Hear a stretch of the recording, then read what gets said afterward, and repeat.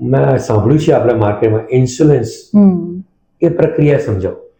Insulin છે જે એ આપણું બેઝિકલી ડાયાબિટીસમાં એવું થતું હોય છે કે ગ્લુકોઝ શરીરમાં એટલે વધે છે કારણ કે ઇન્સ્યુલિન આપણી શરીરમાં એટલું કાં તો બનતું નથી, નંબર 1, કાં તો પછી જે ઇન્સ્યુલિન બને છે એ એટલું ઇનફ પૂરતું નથી પડતું આ શુગરને શરીરમાંથી મેટાબોલાઇઝ, મતલબ કે શરીરમાંથી એને કાઢવા માટે.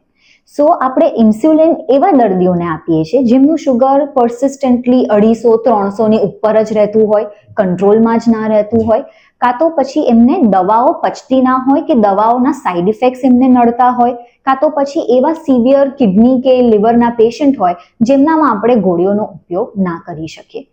બિલકુલ. અને એવું કહી શકાય કે ડાયાબિટીસ શરમાં ઇન્સ્યુલન્સનો બહુ મોટો ફાળો છે?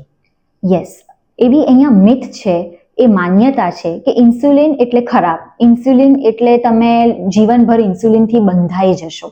એવું જરૂરી નથી. દરેક દર્દી અલગ હોય છે અને insulin is the game changer in diabetes. ઘણાને એવું છે કે ઇન્સ્યુલિન તો વિલન છે, એ ડાયાબિટીસમાં એટલું હેલ્પફુલ નથી. નો, ઇન્સ્યુલિન બહુ જ હેલ્પફુલ છે અને ઇન્સ્યુલિન સૌથી શ્યોરેસ્ટ અને એકદમ સેફ રિઝલ્ટ આપે છે ડાયાબિટીસ.